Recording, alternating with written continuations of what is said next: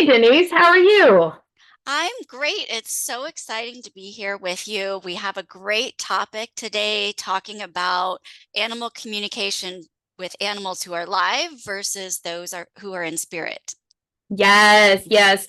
So recently, well, it's been a crazy year for me, and unfortunately, I'm sure as it's been for a lot of us, and unfortunately, just lost the love of my life, my little 15-year-old cocker, Sophie. I think she's been on a couple of videos, kind of unexpectedly.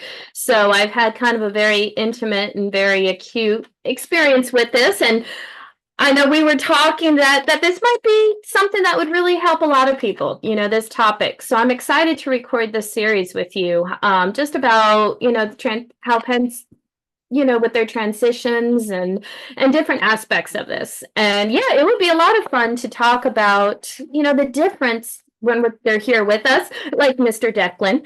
Yes, he loves to be on camera. Right there, he's a perfect example of talking with kiddos who are still with us on this plane, as opposed to animals who are no longer with us. Because I know as communicators, we're asked to communicate with both types of energy. Yes, some people forget about talking to animals in spirit. I've had clients that just said, "Oh, I didn't think about that." But it can bring so much peace, especially when you're grieving. The animals in spirit come across so easily. It's one of my favorite types of readings to do because they are pure energy and pure love. And so they come through so clearly. And it's also really helpful at the end of life. And I'm glad that I got to be there to support you when you were going through that. So I got to talk to Sophie as well. Yes, yeah, I'm so grateful for you for that. Like I mentioned, it was quite traumatic when she left us. And from my personal experience, she had had some communication with me before she went, and I know for those of us who are communicating with our own animals, like we've talked about in the past, there is a certain level of bias, and it is kind of difficult to talk with our own animals. But towards the end, Sophia has been a big soul sister of mine, so we've always been able to kind of have a certain dialogue, and we've been together many lifetimes. And actually, one of the things I realized throughout her life and pretty quickly was that she was actually my cat that I grew up with as a little girl. And she just came back to me in dog spirit or in dog form this time. But it's funny because she retained a lot of cat idiosyncrasies too. So it was kind of some validation. But yeah, towards the end of her life, when she was still in the 3D form, she, was kind of telling me goodbye, and kind of, I was having a certain level of communication with her even before the acute event. And I don't mind sharing. Basically, she had suffered from congestive heart failure, but she was doing really well with it until one night she wasn't. And for those of you guys who have Cocker Spaniels, or especially King Charles, you may be very familiar with mitral valve disease. And basically, her valve ruptured. So it was a pretty traumatic event. So I know a lot of us have lost dogs and animals through, accidents or through sudden events. And so it kind of gave us, both Denise and myself, the perspective of before the traumatic event, what was happening during the traumatic event, and then after she's passed. So I'm very, very grateful to you, Denise, because you were one of my big rocks when she was in the ER and on oxygen, and I was trying to figure out what to do. And as all of you know, when your kid is in there, mom brain kind of kicks in. So I kind of needed that rock that you gave me, Denise, from talking to her. She was able to talk to you more clearly than she was able to talk to me. Yes, and I could tell there was a little denial there. You weren't quite ready. And No. so it really helps to have a third party who can help deliver those messages. And one of the things about talking to Sophie was I could feel that she did not feel good. So that's one of the differences when you're talking to animals when they're still here, is they're dealing with that physical body, and you feel the not necessarily the pain, but you know what they're going through. She was very, very tired. That's what, Mhm. she didn't have a lot of energy to talk. Um, but then we did a session about a week or so after she I think passed. it was a couple of weeks because we had to wait for her and then also for myself, to kind of be ready to talk with her. It So does yeah, I think take it was a couple it weeks. can take quite a while for some people to be ready. But in that conversation, she felt so free. That's why it feels so different when they no longer have to worry about the pain of being in a body. And one of the big things for me that's different is the things that they talk about, Yes. because once they've passed, they no longer are talking about their food, or, you know, how often they need to go outside or something like that. They now have more room to talk about their lessons that they brought with them and their purpose of being here. And they also tell us what it feels like where they are on the other side and who they're with. So I love that. But there's definitely a big change in what they talk about. So, what was it like for you to talk to her, or get those messages after she had passed? Sure, sure. Both from two perspectives, both as, mom and then also as a quote unquote client. It was just healing, I think is the best word, because for myself, when I was connecting with her, there was still a lot of grief and denial. Because like you said, I was not ready. I mean, I think honestly, it's still big. A part of myself is still in denial. I mean, there's a reason why that's a stage of grief, and I was not ready to lose her. I don't think I would have ever been ready to lose her. And I know without a shadow of a doubt that she would have stayed with us if her heart hadn't given out. There's a sign that says if love were enough, you'd still be here. And so there was still a lot of that kind of coming into play. And to be honest, even as a client, there was still a lot of that where I'm like, okay, I need to take the, kind of compartmentalize in a way the grief and then the message I need to hear from her. So, but overall, it was very healing because I knew, I'm not making it up. I'm not like, okay, things I want to hear, because one of the things we had to decide with my little girl was, I'll just say pulling the plug, because like I said, she was on oxygen. So it wasn't that, I mean, the way it unfolded, we did have to make the decision. And so there's the guilt is a huge factor. As a spiritual person or not as a spiritual person, I think just being human, that guilt kind of kicks in. And so being able to communicate with you, I mean, I know we're very close friends, but it's still, you're not as, so there's a level of biasy in there in the fact that we are close friends, but you're able to kind of take even a small step outside and kind of help with some validating, some helping with the guilt. And so really just the grief process. So I think there's a big difference, and I'd love to talk to you about this too, about how recent they passed, because I've had some clients come in who that guilt was a big factor. I mean, her horse passed, I think it was about 3 or 4 years ago when we connected, and she was still dealing with a lot of guilt. And that's what the big thing I find with some caregivers and the animals want to, help their people kind of move on from that and to heal from that. Yes, there is always guilt no matter what. That's what I've found in doing this work, that people feel guilty if they have to make the decision and help their animal pass, but they also feel guilty if the animal passes on their own, because they feel like I should have done something, I should have known something was going on, I should have helped them sooner. So that guilt is always there. There is no good way for an animal to pass. Yes. There just isn't. So that's again why it's one of the phases of grief that you have to go through, but it can last forever, really, if you don't get the healing from that. And for the length of time, for me, I will talk to an animal who's, it doesn't matter how long they've been passed. So for me, the difference is where they're at in their stage. So I've talked to an animal the day after they passed who was very clear and coming through and said, "Oh, I'm hiking. I get to go to the mountains. I get to be wherever I want to be now." And I've also talked to animals the day after they passed who have said, "I'm just here.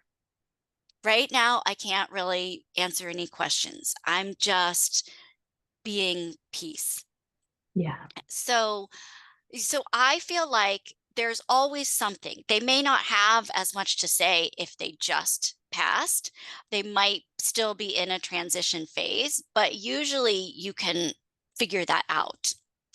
The other thing is I've talked to childhood pets Yes. that come through, and it's so amazing because they stay with their people. They can tell me things that their person has been doing, and usually they're very, very proud. That's, I'm thinking of one particular instance where this woman's childhood cat came through and said, "I'm so proud of the person that you've become, and I've gotten to Oh, see you grow up and become more confident and more brave." And so there's excellent messages from that side as well. So what's your experience been with the length of time?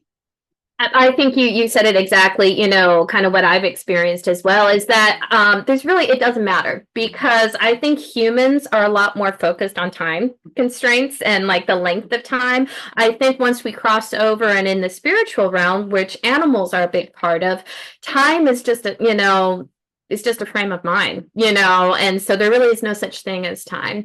A lot of dogs and especially, well, a lot of animals have come through both as childhood animals, and all different types of time. I remember one particular example. A lady wanted me to connect with her dog, and the dog, brought in a couple other animals that were, and so she sent me the pictures of the animals that were here. And I remember she sent me 3 pictures. I was like, no, no, no, no, where's the fourth picture? Because that one still wants to come in. And that animal had passed a year ago. So, and then every, just a whole range of time, from children to, from, when you were a child to just fairly recently. I know one horse, I worked with a lady who the horse was ready to go. And so we communicated, throughout the entire process. We communicated both when we had this, she had decided to make the decision. I was, we kind of met in kind of a Reiki space during the process, and then we connected again afterwards. And what's funny is this is a repeat client of mine. Sometimes during our readings, that horse will still come in, and this was a little while ago. So the thing is, the horse does come in a little bit differently. I don't know if this is for you the case, but just the feelings. And the easiest way for me to explain a little bit of how this works, or my understanding of it, is when I'm communicating with animals that are here, it almost feels like I'm on like a level surface with them. I don't know if this is, if I'm explaining this correctly, but sometimes when animals pass, it does feel like a little bit different. They come in slightly different, just to kind of let me validate whether they're here or past, especially if I don't know for sure, or if we have lost animals who we don't know for sure if they're, still around or if they've passed. The way they come in is just slightly different. Have you noticed that? I have, and it's hard to explain. It's kind of just a feeling. Yeah. A medium actually told me recently that when you're reading mediumistically, you're at a higher vibration. And so if they're still alive, it's more of reading intuitively. And so I think the vibration makes a difference.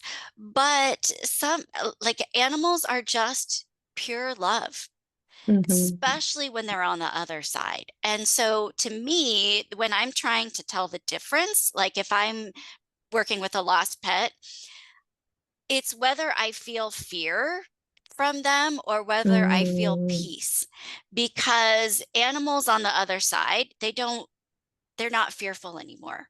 They're not fearful. They're not scared. They just simply don't have the capacity for that anymore because they're at a higher vibration.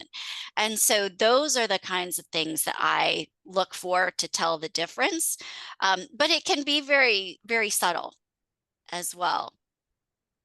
Yeah, yeah, it definitely settle and like you said, the peace, because I think that's a lot of times when animals come in through, whether when especially when they've transitioned, their message to us is a little bit different.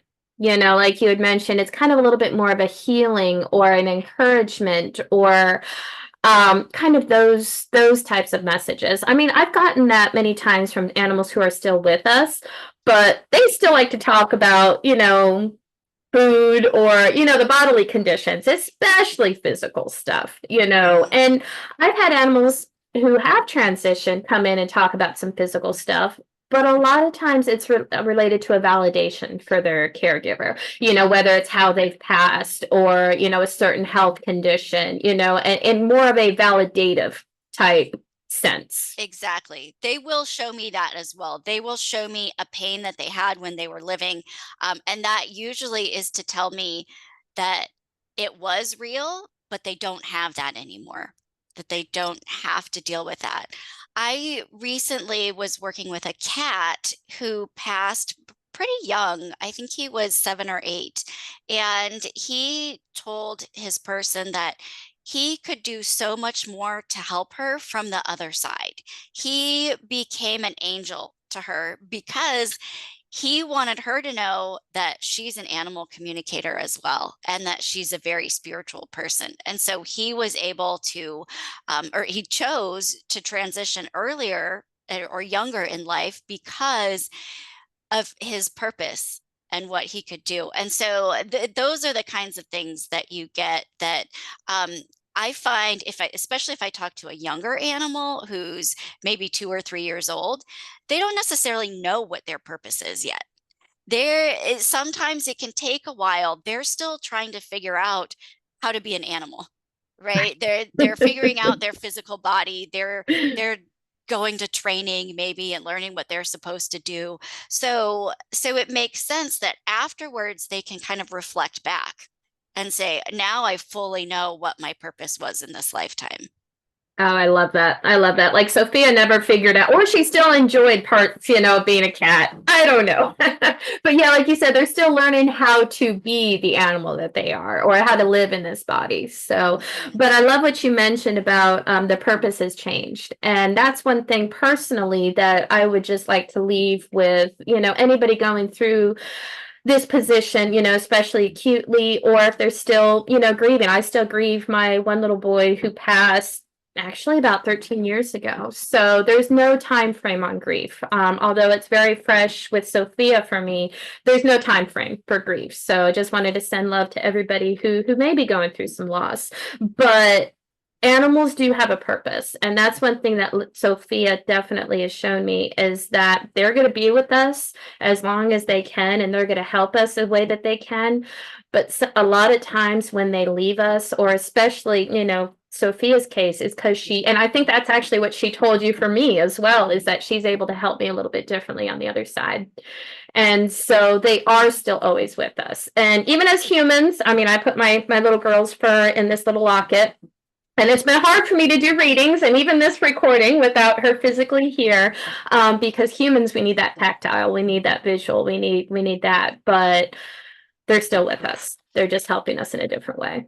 Yes, and we still have a relationship with them. Yes. It's not the same. There's nothing that can replace being able to hold your baby and pet them and sleep next to them, but we can still continue that relationship with them. I think Thousand that's the percent. most important thing.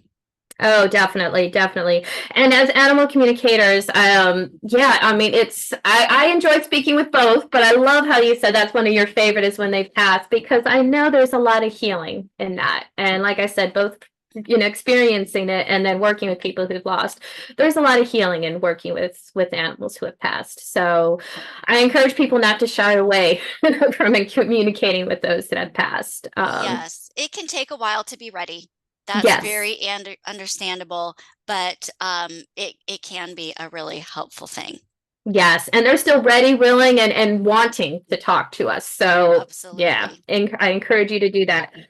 So I hope you guys enjoyed this. We're going to be talking about a couple of, aspects of transitioning. You mentioned kind of the mediumship component. So join us for the next video where we actually are going to talk about the difference between communicating with animals who have passed and human loved ones who have passed. So Yes. please post below. Yeah, if you've ever experienced anything like this, or if you've been going through grief, yes, please comment. And if you like this video, please subscribe so it encourages us to keep doing more. Yes, yes. Thank you so much, y'all. Y'all take care.